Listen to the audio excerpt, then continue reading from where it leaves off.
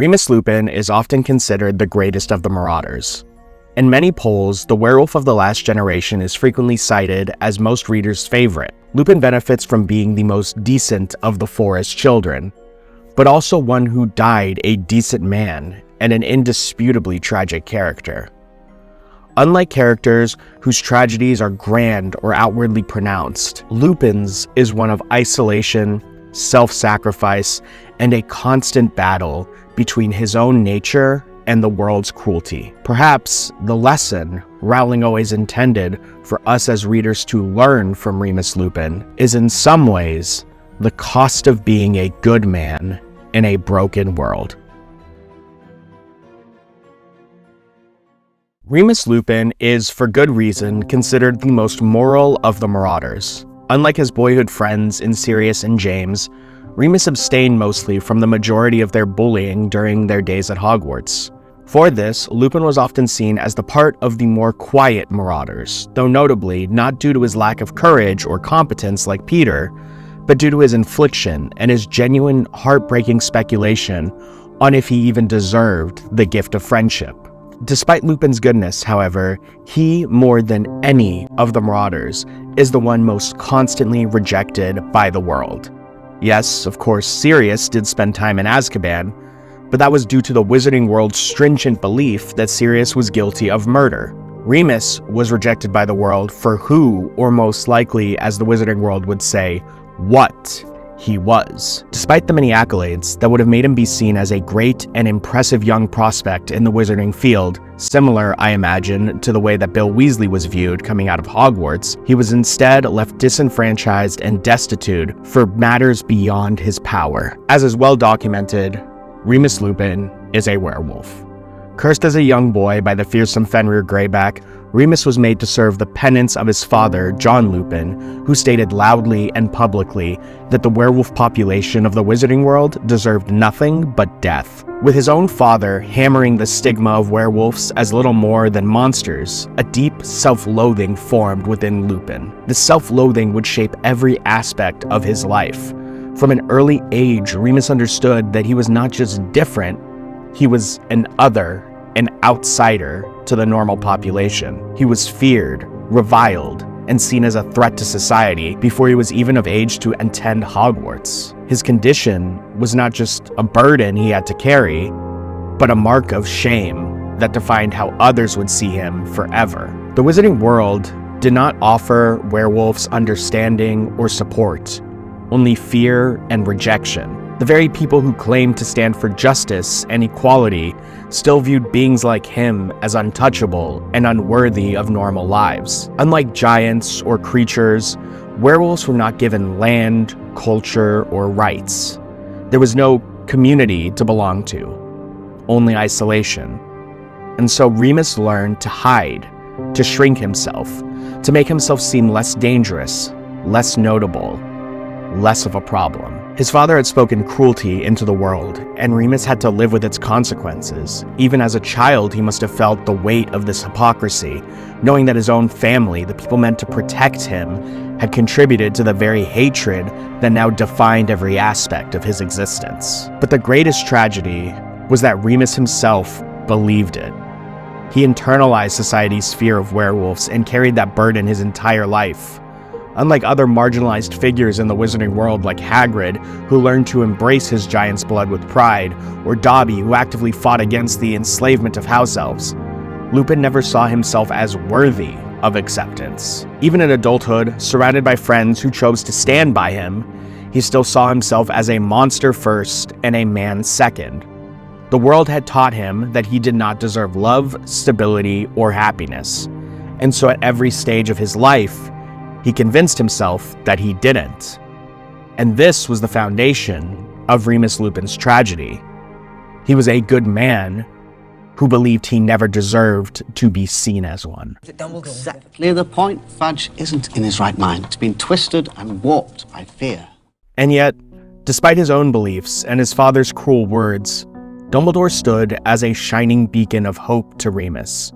Undeniably, one of the most tolerant and caring wizards of the age, Dumbledore offered him admittance to Hogwarts. He saw past the werewolf and saw the boy, a boy desperate for social connections and bonds. And for the first time in Remus's life, he was surrounded by other children, not hidden away like a secret. But even then, the fear tormented him. He lived every day knowing that if his condition were discovered, it would cost him his education. It would cost him every ounce of hope that he had. Though things were better, the chains of isolation and self-loathing were difficult to break. And so Remus remained a shrunken boy in the shadows, until, of course, he came across the unshakable curiosity of Sirius Black and James Potter. Both boisterous boys, James and Sirius found Remus interesting. And so, as they did when they found things interesting, they pulled Remus into their orbit, and in doing so, provided Remus a feeling he'd never imagined before, feelings of love and friendship from those beyond his family. Feelings he thought would vanish the moment they found out the truth. But when the boys did figure out Lupin's secret, instead of approaching him with fear and disgust, they met him with understanding.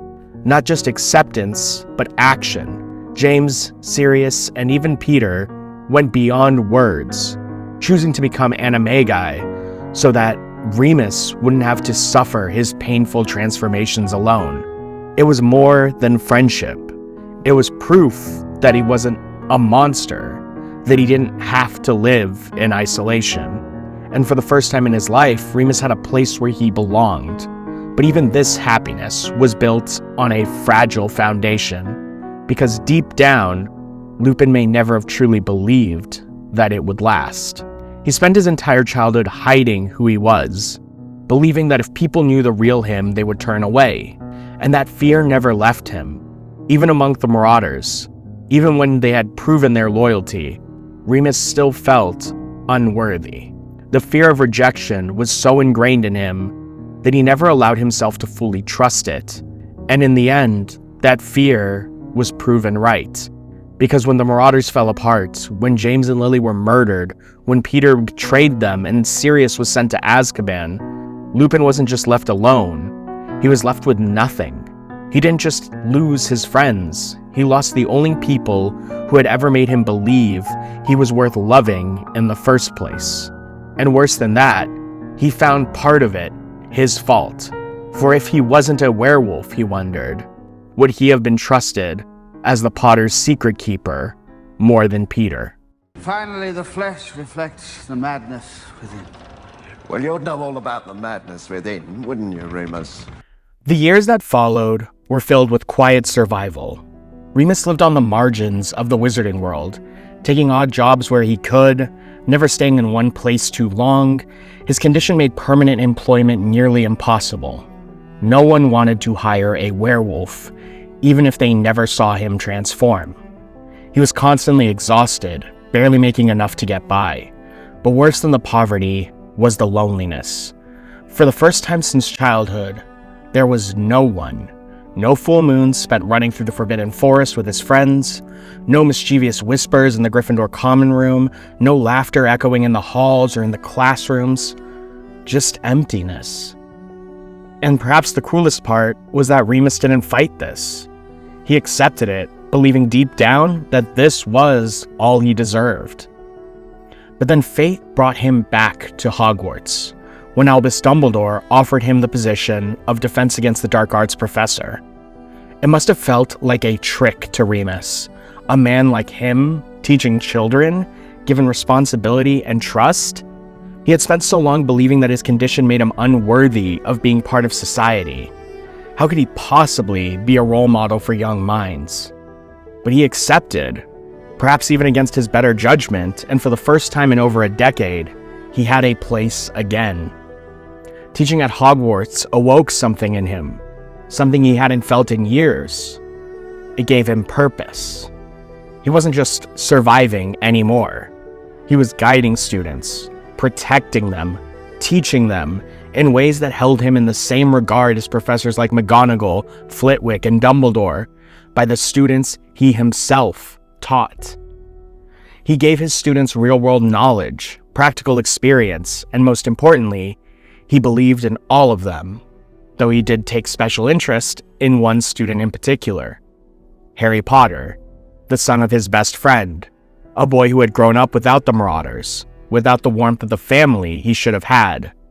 There must have been an ache in Lupin's heart every time he looked at Harry, seeing James's face and Lily's eyes and knowing that he had been absent for this boy his entire life, and that perhaps the reason Harry suffered was due to him, because had he not been a werewolf, perhaps Lily and James would still be alive. But even here, in the one place that had given him a second chance, Remus still couldn't escape the fate of his condition. The moment Snape exposed the truth, everything unraveled. The parents of Hogwarts demanded his resignation, fearful that a werewolf had been teaching their children. And just like that, Remus Lupin was reminded once again that no matter how hard he tried, no matter how much good he did, that the world would never see him as anything but a monster. So he left, quietly, without protest, because he had always known in his heart that it would likely come to this. He had let himself believe in something better, and once again, he had been proven wrong. Well, it seems that somebody let slip the nature of my condition. This time tomorrow, the owls will start arriving, and parents will not want someone like me teaching their children. After leaving Hogwarts, Remus fell back into the only life he had ever known, wandering, struggling, and keeping his distance. But the world was changing, and war was beginning once more, and Lupin could not afford to sulk on the sidelines. Dumbledore had trusted him with teaching the next generation, and now he had a duty to protect them. He joined the Order of the Phoenix again, throwing himself into the fight against Voldemort. And yet, even as he battled against the forces of darkness, he remained at war with himself. A war within him that grew as Dumbledore sent him to live amongst the werewolves, hoping he could gather intelligence and sway them to the Order's cause. But these were not the werewolves of Remus's childhood nightmares.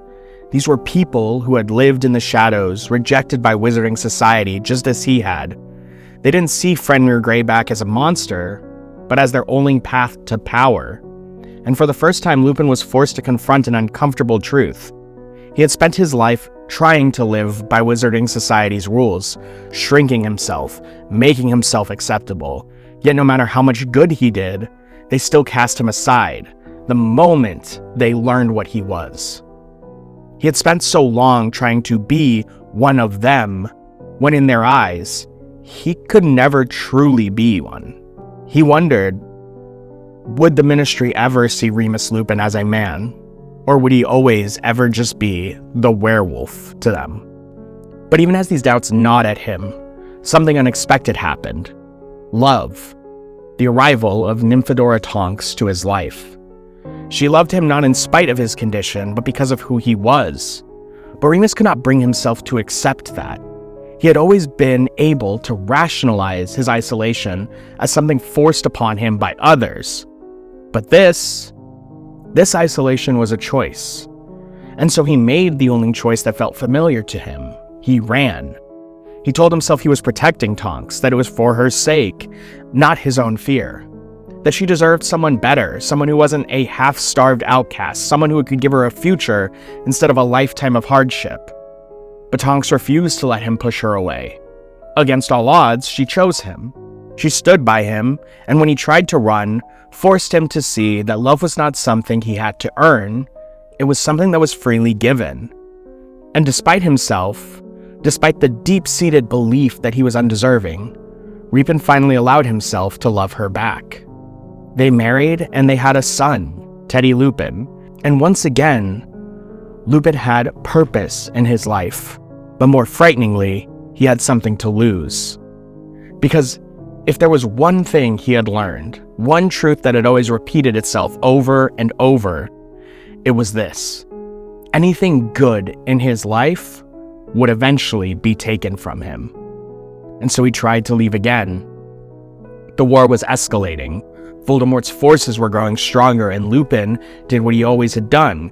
He convinced himself that the best way to protect the people he loved was to remove himself from their lives entirely. So he left Tonks and his son, and he went to Harry, the boy he had once mentored, and suggested joining him instead so as not to be near Tonks and Teddy. And for the first time, he was seen straight through. Harry, who had lost his own parents before they had a chance to raise him, refused to let Lupin walk that same path. He called him out, not as a professor, not as a respected elder, but as a man running from responsibility. And Lupin heard one of the most shattering phrases from one of his own ilk. My father would have never run out on his family. For all his fears of becoming a danger to his family, abandoning them would have been far worse, and so Lupin chose differently. He returned to Tonks, he held his son, he allowed himself the love and the family he had always been too afraid to claim. But fate was never kind to Remus Lupin, because in the final battle, in the chaos and the destruction of Hogwarts, Lupin and Tonks are killed, fighting, like they always had, for a world that didn't accept them. And so, just like Harry's parents before them, they left their son behind in the name of creating a better future. And Remus, your son. Others will tell him what his mother and father died for. One day, he'll understand. Lupin's greatest tragedy was not his death. It was that he spent his entire life believing that happiness was something he could never have, only to find it and lose it almost immediately. But his story did not end in the tragedy of war. His story lives on through Teddy, a boy raised without fear, without shame, without the stigma that haunted his father. Teddy Lupin would never have to shrink himself to fit into a world that did not want him. He wouldn't grow up knowing that his parent, his father, was a monster, but rather that his parents had died as heroes. And in that way, Remus Lupin's legacy was finally rewritten.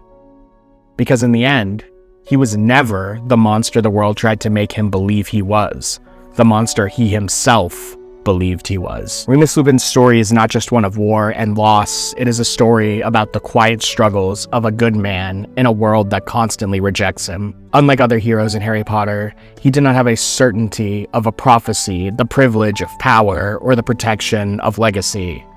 He was simply a man who wanted to do good. A man who fought not because he believed in his own worth, but because he wanted to protect those who still had a chance to live freely. And perhaps that is what makes him one of the most tragic and one of the most human characters in the entire series. Hey there guys, thank you so much for watching this video, and I apologize for the bad lighting, but I really just wanted to put this in here because last time I made a video, I was asking for you guys to subscribe because we were so close to 1,000 subscribers, and now we have not only passed that mark, but we are at about 1,138 when I last checked. And I really just want to say thank you to all of you who comment, who like the videos, who subscribe, who show your support. It really means a lot to me. Getting to 1,000 was something that I wanted for a really long time. This channel is 2,000 years old. This channel is 2 years old. And that was always my goal. And now that I've hit it, I feel really inspired, I feel really supported, but it also makes me want to shoot even higher. So my goal for this year is to try to hit 2,000 subscribers, but really I did want to spend some time here just to sit and be appreciative of everything you guys have done for the channel. Really appreciate you, really grateful.